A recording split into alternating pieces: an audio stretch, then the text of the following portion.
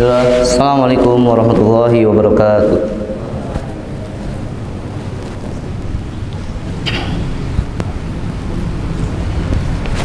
Innal hamdalillah nahmaduhu wa nasta'inuhu wa nastaghfiruh wa na'udzu billahi min shururi anfusina wa sayyiati a'malina may yahdihillahu fala mudhillalah wa may yudlil fala hadiyalah. Asyhadu an la ilaha illallah wahdahu la syarikalah wa asyhadu anna Muhammadan abduhu wa rasuluh la nabiyya wa rasula ba'da. Allahumma shalli wa sallim wa barik ala abdika wa rasulika Muhammad ballaghar risalata wa adal amanata wa nasal ummah wa tarakaha 'alal bayda lailiha kanahariha la yazidu anha illa kana minal harikin. Wassalawatullahi wassalamu alaihi wa ala alihi wa sahbihi wa man tamassaka bi sunnatihi ila yaumil liqa'i. Ya ayyuhalladzina amanu taqullaha haqqa tuqatih wa la tamutunna illa wa antum muslimun. Fa inna asdaqal hadithi kitabullah wa khairul hadi hadi Muhammadin sallallahu alaihi wasallam wa syarrul umuri muhdatsatuha fa inna kulla muhdatsatin fid din bid'ah wa kulla bid'atin dhalalah wa kulla dhalalatin finnar. Amma ba'd. Ma'asyiral muslimin sidang Jumat rahimani rahimakumullah jami'an. Pertama-tama dan paling utama, khatib berwasiat pada diri khatib pribadi serta para jamaah sekalian agar senantiasa meningkatkan kualitas ketakwaan kita kepada Allah Subhanahu wa taala. Takwa dalam arti taat terhadap perintah-perintah Allah Subhanahu wa taala serta menjauhi segala larangan-larangannya. Dan takwa merupakan sebaik-baiknya bekal sebagaimana Allah taala berfirman-Firman-Nya yang bunyi wa tazawwadu fa inna khairaz zadi taqwa, dan berbekalah kalian karena sesungguhnya sebaik-baik bekal ialah takwa. Ma'asyiral muslimin sidang Jumat rahimani rahimakumullah jami'an. Suatu hari di tengah kerumunan para sahabat, Rasulullah SAW bertutur soal kondisi umat Islam akhir zaman. Beliau bersabda, umatku nanti dikepung oleh musuh-musuh dari berbagai arah, bagai hidangan siap disantap oleh orang-orang di sekitarnya. Para sahabat pun sedih. Lalu sebagian dari mereka bertanya, amin kilah nahnu ya Rasulullah, apakah jumlah kami yang sedikit?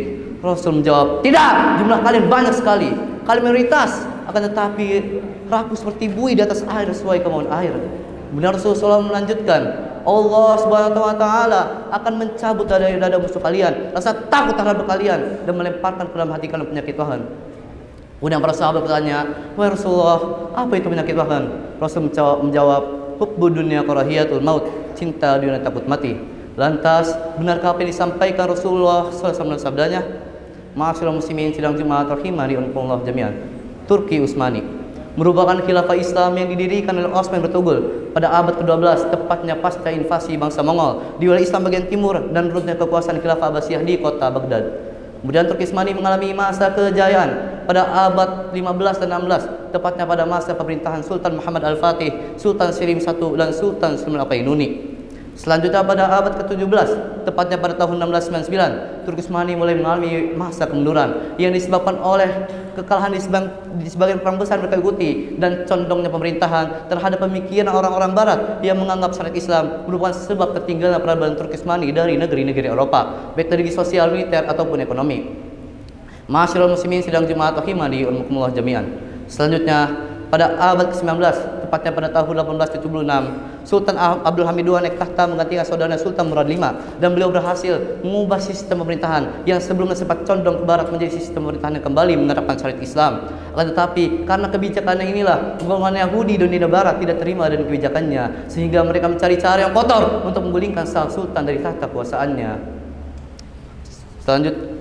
Kemudian pada tahun 1908 berdirilah organisasi Turki Muda yang didalangi oleh golongan Yahudi dengan tujuan memberontak terhadap pemerintahan Sultan Abdul Hamid II serta mengubah sistem pemerintahan kembali condong ke barat.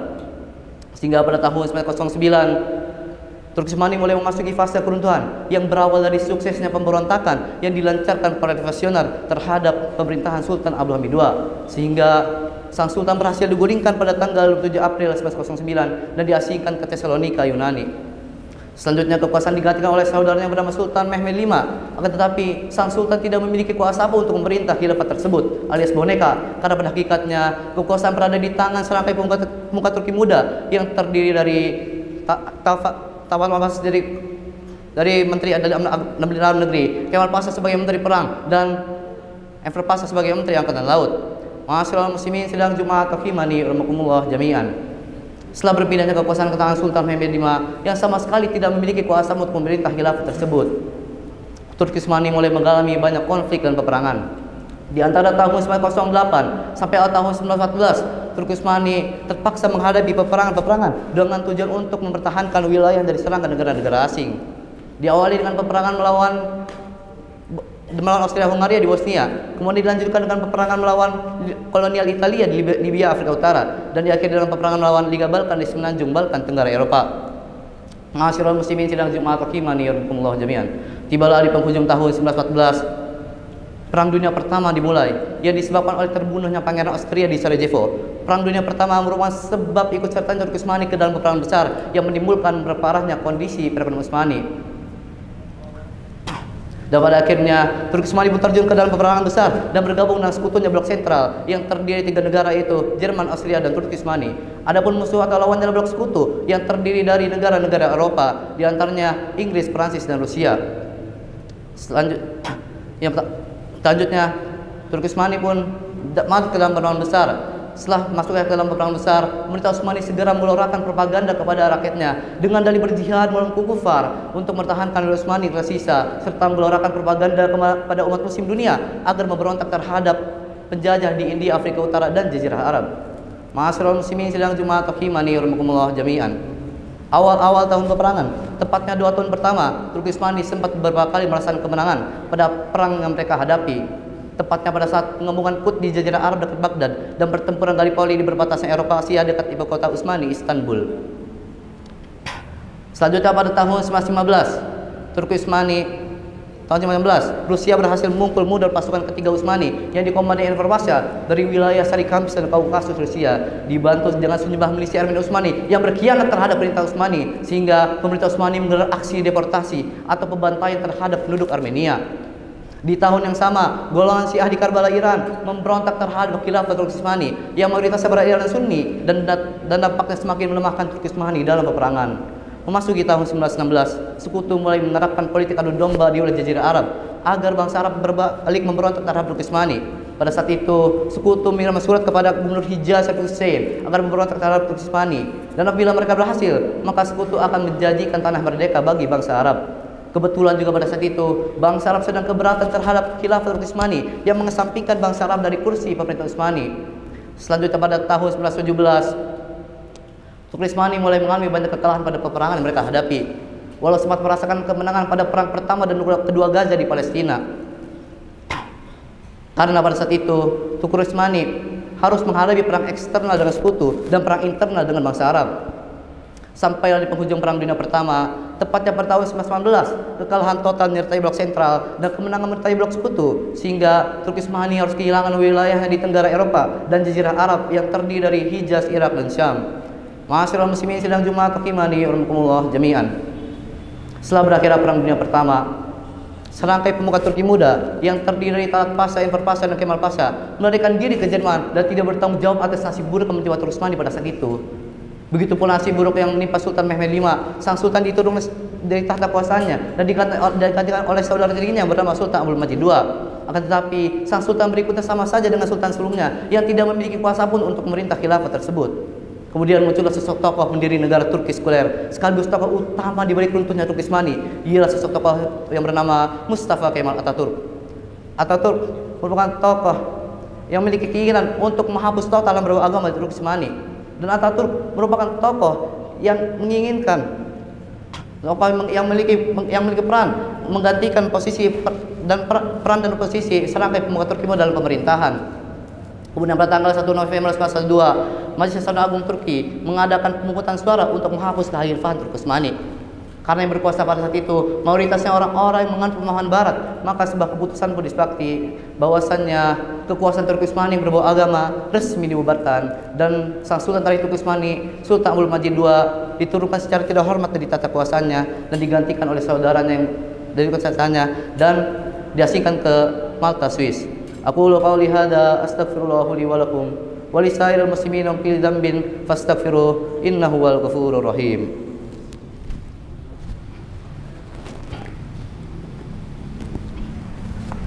Hamdan katsiran thayyiban mubarakan fi kama yuhibbu rabbuna wa yardah. Asyhadu an la ilaha illallah ta'dhiman li sya'ni wa asyhadu anna Muhammadan abduhu rasuluh adda ila ridwani. wa salawatullahi wa salamu alaihi wa ala alihi wa sahbihi wa man tamassaka bi sunnatihi ila yaumil liqa'i. Ma'asyiral muslimin sidang jemaat rahimani wa jami'an. Berdirilah negara Turki modern yang menganut pemahaman sekuler atau anti terhadap agama pada tanggal 29 Oktober 1993 setelah memperoleh pengakuan internasional pada pertemuan di Swiss bersama negara-negara barat dengan Mustafa Kemal Atatürk sebagai presiden pertamanya. Pasca terbentuknya negara Turki sekuler, sang presiden segera menghilangkan total hak beragama dari Turki Utsmani, melarang penggunaan bahasa Arab, dan lebih kejadian lagi, sang presiden mengubah kalimat azan berbahasa Arab menjadi bahasa Turki.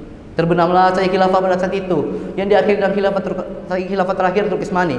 Ketika itu juga dunia Islam akan gelap gulita, terdiam dan terpaku menyaksikan nasib buruk yang menimpa Turki Utsmani pada saat itu. Tidak terbayangkan bagaimana kondisi Turki Utsmani pada masa-masa keruntuhannya. Umat muslim harus menghadapi orang-orang kufar dari berbagai arah. Umat muslim terpaksa berperang melawan muslim lainnya. Pemikiran barat merajalela, agama tersingkirkan, kemiskinan, kelaparan di mana-mana. Trauma berkeliling seluruh warga dari berbagai penjuru, dan lebih menyedihkannya lagi, umat muslim terpaksa menyaksikan khilafah yang sudah berdiri dan berjaya 9 abad lamanya harus jatuh ke tangan kaum kufar saat itu juga. Keruntuhan Turki Utsmani inilah yang merupakan sebab pemicu konflik Timur Tengah yang terjadi sejak dahulu hingga saat ini. Ma'asyiral muslimin sidang jemaat rahimani rahimakumullah jami'an. Sungguh benar adanya apa yang disampaikan Rasulullah SAW sabdanya. Sabda Rasulullah yang tadi khatib sampai kepada khutbah pertama, bahwasanya umat muslim akhir zaman bagaikan hidangan yang siap disantap oleh orang-orang di sekitarnya, dan umat muslim akhir zaman bagaikan buih di atas lautan, yang artinya umat muslim akhir zaman berjumlah banyak atau mayoritas, akan tetapi tidak bermanfaat bagi umat dan mudah terombang-ambing oleh jalannya zaman. Maka dari itu, jauhilah sifat cinta dunia dan takut mati, sifat yang Rasulullah SAW jelaskan dalam sabdanya, sifat yang merupakan sebab lemah dan kalah umat muslim akhir zaman. Contoh sifat cinta dunia yang terjadi pada masa-masa keruntuhan Turki Utsmani adalah menganggap pemikiran budaya barat merupakan solusi untuk memajukan suatu bangsa, akan tetapi menganggap syariat Islam merupakan sebab tertinggalnya peradaban Turki Utsmani. Pada hakikatnya, apabila seseorang jauh dari syariat Islam, maka Allah pun akan jauh darinya. Dan apabila seseorang jauh dari Allah Subhanahu wa taala, maka pertolongan Allah pun akan jauh darinya. Dan contoh sifat cinta dunia lain yang terjadi pada masa-masa keruntuhan Turki Utsmani adalah haus akan jabatan. Apabila seseorang haus akan jabatan, maka orang tersebut akan berusaha menggulingkan saudaranya. Dan apabila manusia saling menggulingkan satu sama lain, maka perpecahan akan terjadi. Dan apabila perpecahan terjadi, maka hancurlah bangsa tersebut. Perkara itu pun telah dijelaskan Allah Subhanahu wa taala firman yang berbunyi, "Ya'lamu annamal hayatud dunya laibu wa lahu wazinatu wa tafaqurun bainakum wa takathurun fil amwali wa aulad kama thali ghaythin a'jabal kuffara nabatu thumma yahiju fatru musfarra thumma yakunu hutama wa fil akhirati 'adzabun shadid wa maghfiratun minallahi wa ridwan wa mal hayatud dunya illa mata'ul ghurur." Yang artinya, ketahuilah bahwasanya kehidupan dunia itu hanya permainan senda gurauan, perhiasan saling berbangga di antara kamu, serta berlomba-lomba dalam kekayaan dan anak keturunan. Seperti hujan yang tanahnya mengumun para petani, kemudian tanaman itu menjadi kering, dan kamu lihat warnanya menjadi kuning, kemudian menjadi hancur. Dan di akhirat nanti ada azab yang keras dari Allah, serta ampunan serta keriduannya. Dan kehidupan dunia tidak lain hanyalah kesenangan yang palsu. Quran surat Al-Hadid ayat 20. Wallahu ta'ala alam. Innallaha malaikatahu yusholluna 'alan nabi. Ya ayyuhalladzina amanu shallu 'alaihi wa sallimu taslima. Allahumma shalli 'ala Muhammad wa 'ala ali Muhammad kama shallaita 'ala Ibrahim wa 'ala ali Ibrahim innaka Hamidum Majid. Wa barik 'ala Muhammad wa 'ala ali Muhammad kama barakta 'ala Ibrahim wa 'ala ali Ibrahim innaka Hamidum Majid. Allahumma ighfir lil muslimina wal muslimat wal mu'minina wal mu'minat al ahya'i minhum wal amwat innaka samiun qaribun mujibud da'wat ya qadhil hajat. Allahumma sharif lana al muslimina fi kulli makan. Allahumma sharif lana al muslimina fi Syam wa fi Shamal Afriqiyya wa fi Sin wa fi Kashmir wa fi Uruba wa fi kulli makan. Allahumma ja'al Indonesia baladan aminan wa ma'muran. Allahumma ja'al Indonesia baladan aminan wa ma'muran. Allahumma ja'al Indonesia baladan aminan wa ma'muran. Allahumma ya muqallibal qulub tsabbit qulubana ala dinik wa ya musarrifal qulub sarrif qulubana ala ta'atik. Allahumma arina haqqa haqqa warzuqna tiba'ah wa arina batila batila warzuqna ijtinabah. Rabbana hab lana min azwajina wa dhurriyyatina qurrata a'yun waj'alna lil muttaqina imama. Rabbana atina fid dunya hasanah wa fil akhirati hasanah wa qina adzabannar. Subhana rabbika rabbil izzati amma yasifun wa salamun alal mursalin walhamdulillahi rabbil alamin. Qumu ila salatikum.